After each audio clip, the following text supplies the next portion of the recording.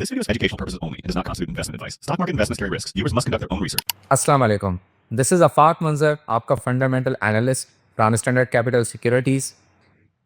आज की वीडियो में मैं आपको कंपनी स्नैपशॉट के बारे में बताऊंगा। कंपनी की पूरी डिटेल जो है, एक तरह से जो भी कंपनी के फाइनेंशियल्स हैं, उनके रेशियोज़ हैं, हमारी वेबसाइट scstrade.com पे आपको मिल जाती है वो सारी चीज़ें। हम जाके उनको समझेंगे। डेटा आपके सामने तो होता है, लेकिन बहुत बार ऐसा होता है फाइनेंशियल स्टेटमेंट्स को पढ़ना नहीं आता लोगों को और चीज़ें समझ में नहीं आती। तो आज हम उस डेटा को पढ़ेंगे, समझेंगे और उसको एनालाइज़ भी करेंगे।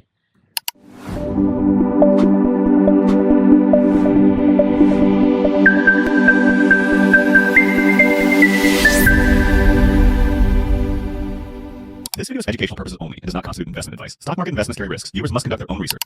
आज की वीडियो में मैं आपको कंपनी के स्नैपशॉट के हवाले से बताऊंगा। हमारी वेबसाइट scstrade.com पे आपको तकरीबन सारी कंपनीज के फाइनेंशियल्स मिल जाते हैं, पूरा डेटा मिल जाता है। लेकिन फंडामेंटल एनालिसिस का पहला उसूल यही है कि आपको डेटा को पढ़ना आना चाहिए, फिर उसको समझना भी होता है और उसके बाद उसके एनालिसिस का प्रोसेस होता है। तो आज मैं बिल्कुल बेसिक से कंपनी स्नैपशॉट के हवाले से स्टार्ट करता हूँ। चलिए स्क्रीन पे चलते हैं और देखते हैं कंपनी स्नैपशॉट आपको कहाँ से मिलेगा। जैसे ही आप हमारी वेबसाइट पे आते हैं scstrade.com पे, यहाँ पे आप कंपनी का नाम लिखें। जैसे कि मैंने यहाँ पे कंपनी का नाम लिखा, तो कंपनी की पूरी जो डिटेल हैं एक स्नैपशॉट के फॉर्म में आपके सामने आ जाती हैं। उसका सेल्स, उसकी एंटरप्राइज वैल्यू, कैश, प्रॉफिटेबिलिटी, यानी कंपनी के सारे फाइनेंशियल्स आपके सामने होते हैं। और वैसे भी आपको जो डेटा है वो कभी झूठ नहीं बोलता, उसको पढ़ना आना चाहिए और उसको समझना भी है। तो मैं चलता हूँ कंपनी की स्नैपशॉट को समझने के लिए अपने वाइट बोर्ड की तरफ। तो जैसे ही आप यहाँ पे कंपनी के स्नैपशॉट में आते हैं, सबसे पहले आपको कंपनी का नाम यहाँ पे ऊपर दिखने को मिलता है। OGDC, ये कंपनी का एक तरह से एब्रीविएशन है, स्टॉक सिंबल है OGDC, और ये कंपनी का पूरा नाम होता है यहाँ पे oil and gas development company. और उसके नीचे होता है कंपनी किस सेक्टर की है, यानी कि ये company oil and gas exploration companies के सेक्टर की है। और इसके बिल्कुल नीचे ही कंपनी की स्टॉक प्राइस होती है 265.70। और उसके साथ साथ कंपनी की चेंज इन रुपीस और चेंज इन परसेंटेज भी होती है। यानी कि आज के दिन अभी तक, अगर हम मॉर्निंग में वीडियो शूट कर रहे हैं तो अभी तक लाइव जो है वो 1.47 यानी लगभग ₹1.5 का कंपनी के अंदर चेंज आया है। अगर ये ग्रीन में है तो उसका मतलब पॉजिटिव चेंज है, यानी कि 1.47%, ₹1.47 कंपनी का स्टॉक बढ़ा है आज। और ये इसकी परसेंटेज फॉर्म में भी होती है कि 0.56%। इस हिसाब से आज के दिन अभी तक इसमें चेंज हुआ है। अगर ये नेगेटिव होता है, इसका मतलब स्टॉक मार्केट के अंदर इसका प्राइस जो है वो गिर रहा है। अगर ये रेट सपोज करते हैं कि 1.47 रेट में होता तो यहाँ पे माइनस होता 5.6%। तो वॉल्यूम की अगर बात करें, वॉल्यूम किसे कहते हैं, वॉल्यूम को समझना थोड़ा सा मैं इसकी एक एनिमेशन बना देता हूँ यहाँ पे। देखो यहाँ पे मार्केट के अंदर दो पर्सन्स हैं। एक के पास TRG का स्टॉक है, ये आपका सेलर है।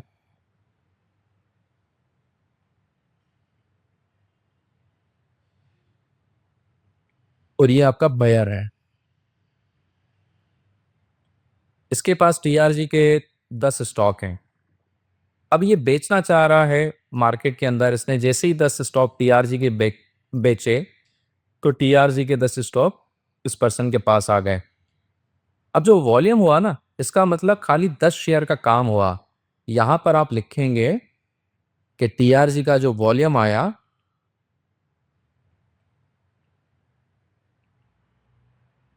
यहां पे आप लिखेंगे TRG का जो वॉल्यूम आया वो 10 आया। याद रहे, बहुत से लोगों को ये कंफ्यूजन होती है, वो बाय एंड सेल साइड दोनों का वॉल्यूम काउंट कर रहे होते हैं। यानी किसी ने अगर 10 स्टॉक बेचे, जाहिर सी बात है किसी ने खरीदे भी होंगे, तो उन दोनों का वो अलग अलग से वॉल्यूम काउंट करते हैं। लेकिन ऐसा बिल्कुल भी नहीं होता। अगर 10 शेयर का काम हुआ है बाय एंड सेल दोनों तरफ से, तो खाली 10 का वॉल्यूम जनरेट होगा। तो ये आज के दिन अभी तक, यानी कि TRG के अंदर 17,41,971 शेयर्स का काम हुआ है। और उसके साथ ही साथ यहाँ पे आपको मार्केट कैपिटलाइजेशन मिलती है। मार्केट कैपिटलाइजेशन का मतलब क्या होता है? देखो, मैं इसका थोड़ा-सा आपको फिर से एनिमेशन के हिसाब से समझाता हूँ, कभी आपको ये चीज़ समझ में आएगी।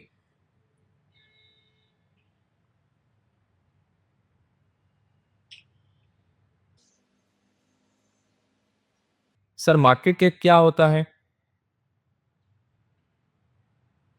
Market capitalization is equal to total total number of shares total number of shares multiply by share price या स्टॉक प्राइस। मैं यहाँ पे शेयर प्राइस लिख देता हूँ। यानी कि थोड़ा कॉन्सेप्चुअली समझें। मार्केट कैपिटलाइजेशन एक तरह से कंपनी की वैल्यू होती है स्टॉक मार्केट के हिसाब से। यानी अभी अगर स्टॉक मार्केट के अंदर एक कंपनी का एक प्राइस चल रहा है, खाली अगर आप नंबर ऑफ शेयर्स की बात ना करें, आप चाहते हैं कि मैं पूरी की पूरी अगर कंपनी को ही खरीदना चाहूँ, अभी मैं मेरे पास 1000 करोड़ हैं, इतने मेरे पास अरब खरब रुपए पड़े हैं मार्केट के अंदर, मुझे 1-2 लाख शेयर्स नहीं चाहिए, मुझे जितने भी नंबर ऑफ शेयर्स है कंपनी के वो चाहिए, तो उसकी कितनी मालियत होगी? तो वो आपको मार्केट कैपिटलाइजेशन से पता चलता है। तो यहाँ भी अगर हम ओजीडीसी की बात करें, तो अभी तक तो ओजीडीसी सबसे हाईएस्ट मार्केट कैपिटलाइजेशन के अंदर आती है। और इसकी वैल्यू तकरीबन 1142 अरब रुपए है। अगर आपके पास आपके अकाउंट में 1142 अरब रुपए हैं, तो आप अभी के अभी पूरी oil and gas development company को खरीद सकते हैं। और वैसे टोटल नंबर ऑफ शेयर्स की बात कर रहा हूँ, यहाँ पे फ्री फ्लोट होते हैं, उतने ही मार्केट में मिलते हैं। और सौदे इस तरह से होते भी नहीं हैं। लेकिन एक बिगिनर लेवल के लिए मैं आपको थोड़ा ये समझा रहा हूँ, तो उस हिसाब से आप देखें। सर, ये मार्केट कैपिटलाइजेशन आया कहाँ से? आप जैसे ही यहाँ पे देखेंगे कंपनी की स्टॉक प्राइस 265.70 है।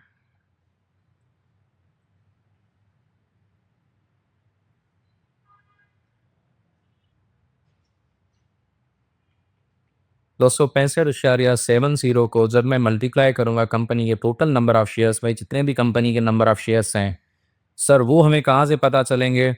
सर वो आपको यहाँ से पता चलेंगे। ये रहे कंपनी के नंबर ऑफ शेयर्स।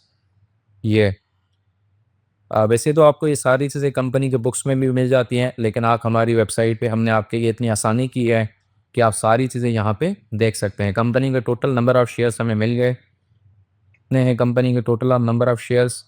43 बिलियन। जब आप इसको मल्टीप्लाई करेंगे, तो आपके पास जो अमाउंट निकलेगी, सर वो कौन सी निकलेगी? वो ये निकलेगी मार्केट कैपिटलाइजेशन की। तो बात को बस समझ गए होंगे आप कि खाली 1-2 शेयर की बात नहीं है। एक हाइपोथेटिकली अगर आप मार्केट कंपनी की पूरी मार्केट के अंदर उसकी मालियत जानना चाहते हैं कि अगर मुझे सारे के सारे शेयर्स मैं खरीदना चाहूँ, तो वो कितने मिलेंगे? तो वो मार्केट कैपिटलाइजेशन के अंदर आता है। इसके बिल्कुल नीचे ही आपको कंपनी के स्टॉक प्राइस की रेंजेस मिल जाती है। पूरे दिन के अंदर इसकी क्या रेंज थी, 1 महीने के अंदर इसकी क्या रेंज थी, 6 महीने के अंदर इसकी क्या रेंज थी, और 52 वीक्स यानी कि 1 साल के अंदर इसकी क्या रेंज थी। आज के पूरे दिन में कंपनी का जो स्टॉक प्राइस है, वो घूमता रहा इन 2 वैल्यूज़ के बीच में, 265.75 और 267.40। इन दोनों वैल्यूज़ में घूमने का मतलब क्या है? देखो, बात को समझो। 265 पे अभी स्टॉक प्राइस चल रहा है यहाँ पे। 265 पे जैसे ही स्टॉक प्राइस चल रहा है, एक वक़्त ऐसा भी आया था कि ये 264.75 पे गया था, लेकिन इससे नीचे नहीं गया। और एक वक़्त ऐसा भी आया था कि ये 267.40 पे भी गया हुआ था, लेकिन इससे ऊपर नहीं गया। तो ये कंपनी के स्टॉक की डे रेंज है, क्योंकि यहाँ पे फ्लक्चुएशन बहुत ज़्यादा है। हर एक सेकंड के अंदर स्टॉक प्राइस चेंज हो रही होती है। उसके साथ-साथ आपको ये 1 मंथ रेंज मिल जाती है, यानी आज का दिन और आज से लेके 30 दिन पहले को आप लेके चलो इसको। तो पूरे महीने के अंदर इस स्टॉक की प्राइस की अगर बात करें, तो वो आपको मिल रहा होगा। तो पूरे महीने में यानी कि 30 दिन के अंदर, तो कोई दिन ऐसा भी था जब स्टॉक की वैल्यू 252.84 पे भी गई थी, और उसके अलावा 282.86 पे गई थी। और नीचे ये जो एरो है, ये इस दोनों प्राइस की रेंज में है जो अभी तक मार्केट की चल रही है। यानी ये आपको बता रही होती है कि मंथ की अगर आप दोनों रेंजेस देख रहे हो, तो आज के हिसाब से स्टॉक बिल्कुल ब्रेक इवन पे खड़ा हुआ है, ना इस तरफ ना इस तरफ। उसके साथ-साथ आगे 6 मंथ रेंज है। यहाँ पर आपको ये दिखने को मिलेगा कि भाई 6 महीने से पहले, बात को समझो, आज का दिन प्लस 6 महीने पीछे जाना है, ठीक है? उसमें अगर आप देखें तो कंपनी का स्टॉक जो है, कंपनी का शेयर प्राइस जो है वो 179 से लेके 282 के रेंज में घूमता रहा है। यानी कोई दिन ऐसा भी था इन 6 महीनों के अंदर कि स्टॉक की प्राइस गिर-गिर के 179 पे भी गई थी और कोई दिन ऐसा भी था कि इस स्टॉक की प्राइस 282 पे भी गई थी। और आखिर में आता है 52 वीक्स रेंज। इसमें आप देख सकते हैं कि कोई वक़्त ऐसा भी था कि कंपनी की स्टॉक प्राइस पूरे साल के अंदर 12 महीनों के अंदर 52 वीक्स के अंदर कोई एक ऐसा दिन भी था जिस दिन स्टॉक की प्राइस गिर-गिर के 164 पे भी गई थी और मैक्सिमम कोई दिन ऐसा भी था जो स्टॉक की प्राइस 290 पे भी गई थी। एनालिसिस में हम इसमें ये देख रहे होते हैं कि अभी इन्वेस्टरों का क्या रुझान है और 1 महीने पहले क्या था और 52 वीक्स रेंज में क्या था। अगर आप यहाँ पे देखें तो कंपनी का स्टॉक जो है वो अपने साल के हिसाब से ऑल टाइम हाई की तरफ है और 6 मंथ्स रेंज की भी बात करें तो ऑल टाइम हाई की तरफ है। 1 महीने की बात करें तो बिल्कुल बीच में है और आज की बात करें तो बीच से थोड़ा-सा पीछे है। इससे थोड़ा नीचे परफॉर्मेंस है कि कंपनी का स्टॉक प्राइस कैसे परफॉर्म कर रहा था। 1 महीने के अंदर उसने नेगेटिव रिटर्न दिए हैं 1.6%। 3 महीनों का रिटर्न जो है वो 17.77% है। 6 महीनों का रिटर्न जो है वो 23.43% है और 1 साल का रिटर्न 58.16% है। सर हमें तो समझ में ही नहीं आया। समझाते हैं आपको। सर हम एग्ज़ाम्पल लेते हैं कि जैसे आपके पास 1 लाख रुपए थे। सही है। आज से 1 महीना पहले यानी 30 दिन पहले आपने ओजीबीसी के अंदर, स्टॉक के अंदर, इस कंपनी के अंदर 1 लाख रुपए की इन्वेस्टमेंट की थी यानी इसके शेयर खरीदे थे। और आज के दिन अगर आप अपने पोर्टफोलियो को देखेंगे तो वो 1.6% का नेगेटिव रिटर्न दे रहा है। यानी कि 1600 रुपए का सर इसने हमें घाटा दिया है। तो जैसे आपने 1 महीने पहले 1 लाख रुपए लगाए थे और आज अगर आप ये स्टॉक बेचना चाहें या अपने पोर्टफोलियो में देखते हैं तो आपकी जो इन्वेस्टमेंट वैल्यू है वो तकरीबन 98,400 हो जाएगी। सर 3 महीने में कितना रिटर्न था? ये भी आप ऐसे करके दिखाएँ, करके दिखाते हैं। अगर इसी कंपनी के अंदर आपने आज से 3 महीने पहले इन्वेस्टमेंट करी होती, 1 लाख रुपए लगाए होते, तो आज आपको इसके ऊपर तकरीबन 17,770 रुपए का प्रॉफ़िट हो जाता। यानी कि सर ये कितना हुआ? 1,17,770 का प्रॉफ़िट 3 महीने के अंदर आपकी इन्वेस्टमेंट वैल्यू हो जाती, 17,000 का प्रॉफ़िट हो जाता। सर अगर हम 6 महीने पहले इस कंपनी के अंदर इन्वेस्ट करते 1 लाख रुपए किसी ने अगर किए होंगे तो उसका ये रिटर्न बनता है। उसका बनेगा 23,430 रुपए। और अगर सर किसी ने 1 साल पहले इस कंपनी के अंदर इन्वेस्ट किया होता आज से 12 महीने पहले, तो सर उसका रिटर्न बन जाता 58,160 रुपीज़। यानी उसने 1 लाख रुपए लगाए थे और 1,58,160 रुपए बन गए। तो ये तो बहुत सुनने में आपको मज़ा आ रहा होगा और वैसे मार्केट तो अभी अपने बूम पे है, इसी वजह से ये रिटर्न्स आपको देखने को मिल रहे हैं। लेकिन जब मार्केट कंसोलिडेट फेज़ में होती है तब इस तरह की चीज़ें नहीं होती। तो बहरहाल मैंने आपको बिल्कुल सिंपल तरह से ईज़ी करके ये सारी चीज़ें समझा दी। आप इसको देख के भी एनालाइज़ कर रहे होते चीज़ों को। एनालिसिस का प्रोसेस जो है वो मैं अगली किसी एपिसोड में बताऊँगा। अभी अगर मैं इनके डीप में जाऊँगा तो थोड़ा हम जो हैं समझना मुश्किल हो जाएगा हमारे लिए। उसके नीचे आता है paid up capital. Sir paid up capital क्या होता है? देखो बात को समझो। जब कंपनी अपना कारोबार करती है, पहले प्राइवेट लिमिटेड होती है, इससे पहले भी सोल प्रोप्राइटर, पार्टनरशिप इस तरह के टर्मिनोलॉजीज़ आपको देखने को मिलते हैं। लेकिन हम यहाँ पे प्राइवेट लिमिटेड कंपनी की बात कर रहे हैं। जब कंपनी अपना आईपीओ लेके आती है, यानी आम पब्लिक को, आपको और हमारी तरह लोगों को जब वो अपने स्टॉक दे रही होती है, तो वो आईपीओ के ज़रिए अपने स्टॉक इश्यू करती है। ये थोड़ा टेक्निकल है, मैंने इसके लिए एक अलग से स्क्रिप्ट भी बनाई है कि आईपीओ के बारे में आपको समझाऊँ, किस तरह आईपीओ होता है, सब्सक्राइब किस तरह किया जाता है, तो इतना मैं उसको डीप में नहीं लेके जाता। बस आप इतना समझे कि पेड अप कैपिटल वो पैसा है जो शेयर होल्डर का पैसा है, या कंपनी के पास वो पैसा, वो अमाउंट जो कंपनी ने शेयर होल्डर से ली हुई है। तो बस इसमें आप इतना ही समझें। और सर इसके साथ ऑथराइज़ कैपिटल है, इसका क्या मतलब है? ऑथराइज़ कैपिटल अगर हम यहाँ पे देखें ओजीडीसी के केस में तो ये 50 बिलियन की है। तो सर इसका क्या मतलब हुआ? ऑथराइज़ कैपिटल कंपनी जब अपना आईपीओ लेके आती है, तो कंपनी एक्ट, कंपनी का रूल बुक है, उसके हिसाब से उसको कुछ लिमिट होती है कि आप इतनी अमाउंट तक शेयर होल्डर से फंड्स उठा सकते हैं और इस अमाउंट को एक्सीड नहीं कर सकते। वो एसीसीपी और रेगुलेटर्स और कंपनी एक्ट के हिसाब से होता है, उसको बढ़ाया भी जा सकता है बाद में। लेकिन अभी के लिए आप ये समझें कि कंपनी के पास जो अथॉरिटी है अपने शेयर होल्डर से फंड्स लेने की, वो तकरीबन 50 बिलियन की हैं। 50 बिलियन से ज़्यादा अभी की सूरत हाल में कंपनी फंड्स नहीं ले सकती। कंपनी ने कितना इस लिमिट को एक्सीड किया हुआ है, कितना इस लिमिट तक फंड्स उठाए हुए हैं, वो 43 बिलियन है। बाकी 7 बिलियन का कंपनी चाहे तो बोनसेस, राइट शेयर्स, इसकी मद में फिर से फंड्स उठा सकती हैं। और अगर 50 बिलियन तक वो अपनी लिमिट को कंप्लीट कर चुकी हैं, जो कि रेगुलेशंस और लीगल प्रोसीजर्स की वजह से होता है, तो वो अपना ऑथराइज़ कैपिटल बढ़ा भी सकती हैं। उसके भी बहुत से प्रोसेसेस होते हैं, उनमें हम आज नहीं पढ़ते। और उसके बाद आपने ये चीज़ें देख ली। या मैं एक मिसाल लेता हूँ, आपको शायद इसे समझ में नहीं आएगा। सर आप मिसाल देके हमें समझाएँ। चलिए मिसाल लेके समझते हैं।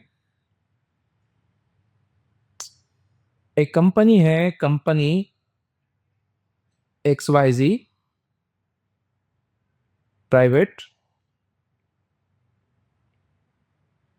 लिमिटेड। ये कंपनी मेरी है। इसमें क्या है कि कंपनी के अंदर तकरीबन मैं छोटा-छोटा करके आपको समझाऊँगा, ज़्यादा हम डीप में नहीं जाएँगे। अभी कंपनी की जो मालियत है, वो 10 लाख की है। सही है? 10 लाख में सर क्या-क्या है? कंपनी की कुछ ज़मीन है इसके अंदर, कंपनी की कुछ गाड़ियाँ हैं, यानी कि ओवरऑल बुक्स में जो वैल्यू है वो कंपनी की 10 लाख की है। हमने क्या किया कि हमने कहा कि भाई हम इस कंपनी को पब्लिक करना चाहते हैं, हम कुछ इसमें से हिस्सेदारी बेचना चाहते हैं। जैसे कि भाई मैं अगर आपको कहूँ कि भाई मैं आपको अपनी कंपनी का 50% पार्टनर बनाता हूँ, आप मुझसे 5 लाख लेके और मुझे ओनरशिप दे दो। तो उसी तरह से ये चीज़ें होती हैं। वैसे तो बड़ी फ़िगर होती है स्टॉक मार्केट के अंदर, करोड़ों की फ़िगर होती है, बिलियंस की फ़िगर होती है। लेकिन हम यहाँ पे ना बिल्कुल छोटी 1-2 लाख की और ना बिल्कुल बड़ी करोड़ों की फ़िगर को समझते हैं। हम बिल्कुल ईज़ी करके 1 लाख वाली फ़िगर के हिसाब से अंदाज़ा लगाते हैं। अब मैं क्या करता हूँ अकाउंट्स के अंदर, अगर मुझे उसके अकाउंट्स को थोड़ा मैनेज करना है, कंपनी के बुक्स को मैनेज करता है, तो उसके लिए मुझे एक फ़ेस वैल्यू दरकार होती है कि 10 लाख रुपए की अगर कंपनी है, तो मैं चाहता हूँ कि हर कंपनी को एक हिस्से में तोड़ूँ। जैसे कि मैंने कहा कि भाई एक-एक कंपनी का जो हिस्सा है, वो मैं ₹10 का करना चाहता हूँ। तो मैंने क्या किया कि भाई ₹10 का कंपनी का एक हिस्सा है, एक शेयर है। तो इस हिसाब से कंपनी के टोटल 1 लाख हिस्से बन गए। तो ये जो 1 लाख है, ये कंपनी के टोटल नंबर ऑफ शेयर्स में। सही है? और ये जो एक हिस्सा है, अभी के लिए मैं इसको पार वैल्यू, नॉमिनल वैल्यू या फेस वैल्यू कंसीडर करता हूँ। ये भाई कंपनी की टोटल जो वैल्यू थी हमारी, वो थी 10 लाख की। मुझे इसके तकरीबन 1 लाख हिस्से बनाने हैं, छोटे-छोटे से हिस्से बनाने हैं। ₹10 का एक हिस्सा है, तो कंपनी के टोटल नंबर ऑफ शेयर्स यानी हिस्से वो 1 लाख बन गए। सर अब क्या होगा? अब मैं चाहता हूँ, मैं आया स्टॉक एक्सचेंज की तरफ, मैंने कहा कि भाई मैं अपनी कंपनी इन्वेस्टरों को इसके अंदर हिस्सेदार बनाना चाहता हूँ। तो मैंने क्या किया कि उन्होंने, कुछ प्रोसेस होता है, तो लेट्स सपोज़ करते हैं कि मैंने कहा कि मैं इसमें से 25% जो स्टॉक है, वो आम इन्वेस्टरों को देना चाहता हूँ। तो 25% कितने हुए? टोटल नंबर ऑफ शेयर्स हमारे कितने हैं? 1 लाख, इसका 25% कितना हुआ? 25,000। 25,000, तो 25,000 यानी कि 25%। ये क्या कहलाता है? ये मैं कंपनी के अंदर आईपीओ लेके इशू करूँगा, आईपीओ लेके इशू करूँगा। आईपीओ लेके जब इशू करूँगा मुझे कितने पैसे फंड्स रेज़ कर पाऊँगा जब मैं 25,000 शेयर इशू करूँगा, यहाँ पे मैं लिख लेता हूँ, 25,000 शेयर जब मैं इशू करूँगा, ₹10 फेस वैल्यू के हिसाब से, तो मेरे ये 2.5 लाख बन जाते हैं।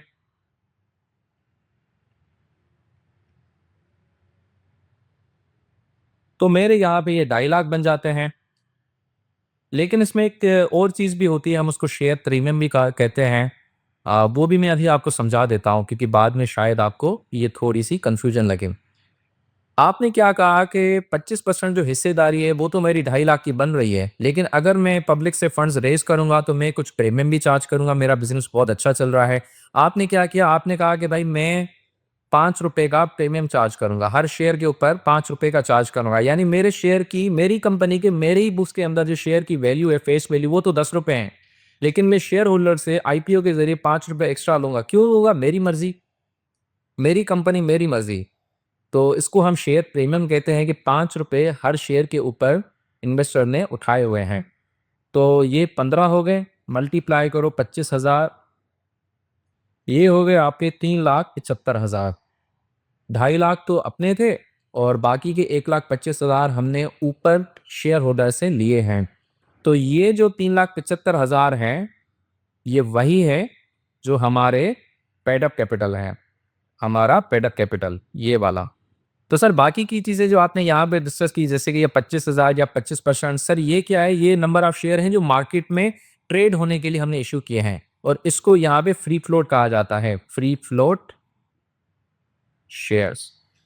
तो टोटल नंबर ऑफ शेयर्स उसमें से आप जितने मार्केट में शेयर्स इश्यू कर रहे हैं उसको फ्री फ्लोट शेयर कहते हैं। मैं यहाँ पे आपको दिखा भी देता हूँ। ओजीडीसी के केस में मैं यहाँ पे आपको ये चीज़ समझाता चलूँ कि total number of shares company के 430 करोड़ हैं।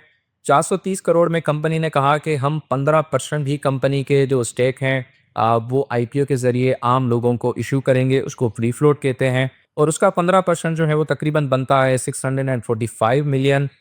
तो यही दोनों चीज़ें हैं वो आपको देखनी होती है। फेस वैल्यू मैंने आपको समझा दिया कि फेस वैल्यू कैसे होती है, कैसे निकलती है। शेयर प्रीमियम का भी मैंने आपको थोड़ा बहुत बता दिया और मार्केट कैपिटलाइजेशन के हवाले से भी मैंने आपको बता दिया। ईयर एंड में यहाँ पे थोड़ा-सा आपको बताता चलूँ कंपनी का फाइनेंशियल ईयर शुरू कहाँ से हुआ और ख़त्म कहाँ पे हुआ। बहुत सी कंपनीज़ पाकिस्तान के अंदर जून में ईयर एंड अपना क्लोज़ करती हैं, यानी ये 30 जून को साल ख़त्म होता है, 1 जुलाई को स्टार्ट होता है। और बहुत सी कंपनीज़ कैलेंडर ईयर को भी फॉलो करती है, 1 जनवरी से स्टार्ट होता है, 31 दिसंबर को ख़त्म होता है और इसमें से कुछ कंपनीज़ हैं उनका ईयर एंड सितंबर के अंदर होता है। वो आप मुझे कमेंट के अंदर बताएँगे कि इससे कौन-सा सेक्टर है, इसका ईयर एंड सितंबर के अंदर क्लोज़ होता है। और मार्केट कैपिटलाइज़ेशन का मैंने आपको बता दिया कि अभी के अभी कंपनी के सारे स्टॉक्स की वैल्यू कितनी हुई और कोई खरीदना चाहे तो उसकी वैल्यू कितनी होगी। तो अगर इसी वक़्त 1142 अरब रुपए आपके पास हैं, तो आप आके कंपनी खरीद सकते हैं। तो बस यही चीज़ें हैं। इसके साथ-साथ थोड़ा नीचे अगर आप देखें तो कंपनी के बिज़नेस डिस्क्रिप्शन है, थोड़ा कारोबार के हवाले से बताया जाता है। बहुत कम डिटेल है यहाँ पे क्योंकि जितनी पीएसएससी वेबसाइट पे है उतनी ही यहाँ पे मेंशन है। असल आपको कंपनी की बिज़नेस के बारे में पता करना है तो कंपनी की फाइनेंशियल स्टेटमेंट्स देखें, कॉर्पोरेट ब्रीफिंग्स देखें, वहाँ से आपको कंपनी के बारे में काफ़ी अच्छी खासी नॉलेज हो जाती है। वेल मैं यहाँ पे देख लेता हूँ। यहाँ पर अगर आप देखें तो oil and gas development company का जो कारोबार है वो कौन-सा है? सर इसका काम है exploration of oil and gas resources जो ज़मीन के अंदर आपका कच्चा तेल गैस को दरियाफ़त करना, उसको एक्सप्लोर करना और उसकी प्रोडक्शन करना और उसको सेल करना डिफरेंट मार्केटिंग कंपनीज़ को। ये ऑयल एंड गैस कंपनी का काम है। और उसके साथ-साथ अभी हमने रिसेंटली ऐड किया है कंपनी की रिसेंट अनाउंसमेंट। जैसे ही कंपनी कोई चीज़ अनाउंस करती है कि हमारी बोर्ड मीटिंग होने जा रही है। देखो जब आप पैसे लगाती हो ना कंपनी के अंदर तो कंपनी का पूरा हक बनता है कि वो आपके साथ हर छोटी से छोटी चीज़ शेयर करे। अब हर शेयर होल्डर के साथ तो वो फिज़िकली बात नहीं कर सकती तो कंपनी क्या करती है आपको डॉक्यूमेंट्स के फॉर्म में नोट्स के फॉर्म में तो ये सारी चीज़ें बता रही होती है। तो अनाउंसमेंट वाले सेक्शन के अंदर कंपनी अनाउंस करती है, कुछ भी डिटेल कंपनी के अंदर होती है, कोई भी एक्टिविटी होती है वो आपके साथ डिस्कस करती है। जैसे कि मटीरियल इन्फॉर्मेशन हम उसको कहते हैं जिसका कंपनी के स्टॉक पे सीधा-साधा असर पड़ेगा। यानी ये इन्फॉर्मेशन जैसे ही बाहर आएगी तो कंपनी का स्टॉक बहुत सेंसिटिव होगा और उसकी प्राइस पे फ़र्क पड़ सकता है। तो कंपनी बस यहाँ पे अपने बिजनेस के हवाले से थोड़ी एक्टिविटी आपके साथ डिस्कस कर रही है। यहाँ पे कभी भी कंपनी का किसी कुएं से कोई तेल निकलता है तो कंपनी आपको मटेरियल इन्फॉर्मेशन के ज़रिए इन्फॉर्म कर रही होती है। उसके अलावा शेयर होल्डर मीटिंग है, कंपनी के बड़े बड़े जो भी डिसीशंस होते हैं वो यहाँ पे आपको जब शेयर होल्डर की मीटिंग होती है तो उसमें देखने को मिलते हैं। और इसके अलावा फाइनेंशियल्स का भी एक अनाउंसमेंट होती है जब कंपनी के कोई फाइनेंशियल डिसीजन होते हैं, वो डिविडेंड दे रहे हैं। उसके बिल्कुल नीचे ही अर्निंग्स का कहे हुए कंपनी कमा कितना रही है, हम इन सारे रेशियोज़ को समझेंगे बिल्कुल कॉन्सेप्ट्स के साथ, जिससे अभी हमने समझा। इंपॉर्टेंट रेशियोज़ के अंदर कुछ लाज़मी रेशियो है, बाकी रेशियोज़ तो आप भले ना देखें ये, लेकिन ये रेशियो ज़रूर देखने चाहिए। कंपनी के अर्निंग पर शेयर का पिछले 10 साल का आपको यहाँ पे ग्राफ मिल जाएगा कि कंपनी कितना-कितना देती है। उसके नीचे भी कंपनी और स्टॉक का यहाँ पे चार्ट बना हुआ है। हाँ, एक चीज़ और हम भूल गए, यहाँ पे है हमारे पास बीटा, ये तो हम भूल गए। सर बीटा क्या होता है? देखो बात को समझो। कंपनी का स्टॉक प्राइस कितना मूव कर रहा है with respect to KSE 100 index. यानी कि अगर केएसई 100 इंडेक्स के अंदर लेट्स सपोज करते हैं कि 8% का चेंज आया और कंपनी के स्टॉक प्राइस के अंदर भी 1% का चेंज आया, तो इसका बीटा हो गया 1। यानी कि जितना इंडेक्स मूव कर रहा है, डजंट मैटर वो ऊपर गया या नीचे गया, बस जैसे ही इंडेक्स मूव कर रहा है वैसे ही कंपनी का स्टॉक मूव कर रहा है। अगर बीटा 1 से ज़्यादा है, यानी कि इंडेक्स लेट्स सपोज करते हैं कि 10% चेंज हुआ लेकिन स्टॉक 20% चेंज हुआ, तो इसका मतलब स्टॉक जो है वो हाईली वॉलेटाइल है। इंडेक्स की बिनिस्बत स्टॉक के अंदर बहुत ज़्यादा मूवमेंट आ रही है।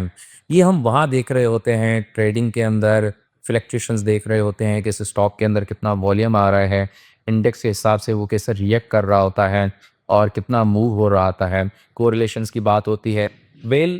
इसका एक इसके अलावा इसकी दूसरी चीज़, अगर इंडेक्स 10% ऊपर गया लेकिन स्टॉक जो है वो खाली 7% ऊपर गया, तो उसका बीटा 0.7 आएगा। यानी कि जितना इंडेक्स ने परफॉर्म किया उतना स्टॉक ने परफॉर्म नहीं किया। तो ये एक तरह से आप उन चीज़ों में देख सकते हैं। तो इस तरह का बीटा आप उन स्टॉक्स में देख सकते हैं जो बहुत कम वॉलेटाइल होते हैं, स्पेशली हमारे ब्लू चिप स्टॉक्स। वो इतने ट्रेडेबल नहीं होते। आप उनके अंदर अगर आप देखेंगे तो बीटा बहुत कम होता है, 1 से कम होता है। जैसे इंडेक्स मूव कर रहा होता है तो वो स्टॉक इतने हद तक इंडेक्स के हिसाब से मूव नहीं करते। तो बस आज के लिए इतना ही। ये पूरा कंपनी स्नैपशॉट में आपको इसी तरह से समझाऊँगा। इक्विटी रेशियो पूरा का पूरा मैं आपको इक्विटी रेशियो समझाऊँगा कि ये क्या होता है, इसको कैसे कैलकुलेट करेंगे, समझेंगे इसके बारे में। और बुक वैल्यू के हवाले से, डिविडेंड के हवाले से जितने भी रेशियोज़ है ये आपके साथ क्या आपको बता रहे हैं ये रेशियोज़, ये हम सारी चीज़ें डिस्कस करेंगे। सेल्स के ऊपर डिस्कस करेंगे, एंटरप्राइज़ वैल्यू ये बहुत ही काम का रेशियो है, इसके ऊपर हम डिस्कस करेंगे। और कैश फ्लो और कैश के हवाले से हम डिस्कस करेंगे। वैसे तो ओजीडी से कैश कंपनी है और कैश के अलावा भी कुछ रेशोज़ हैं उसके ऊपर हम बात करेंगे। प्रॉफिटेबिलिटी के ऊपर हम बात करेंगे, लिक्विडिटी के ऊपर हम बात करेंगे। प्रॉफिटेबिलिटी यानी कंपनी कमा कितना रही है, किस तरह से कमा रही है और कितना एफिशिएंटली कमा रही है। लिक्विडिटी यानी अगर हम कंपनी को आज ही बेचना चाहें तो वो कैसे हम उसको बेच सकते हैं या थोड़ा सा। और लिक्विडिटी के अंदर भी बहुत से रेशोज़ हैं, उसको हम देखेंगे। और सॉल्वेंसी यानी कि कंपनी के ऊपर कर्ज़ा कितना है। तो ये सारे कंपनी के स्नैपशॉट हैं, वन बाय वन हम इसके अंदर डिस्कस करते जाएंगे। तो बस आज के लिए इतना ही, मिलते हैं अगली वीडियो में। दिस इज़ अफाक मंजर फ्रॉम स्टैंडर्ड कैपिटल सिक्योरिटीज़। अपना ख्याल रखिएगा। अल्लाह हाफिज़।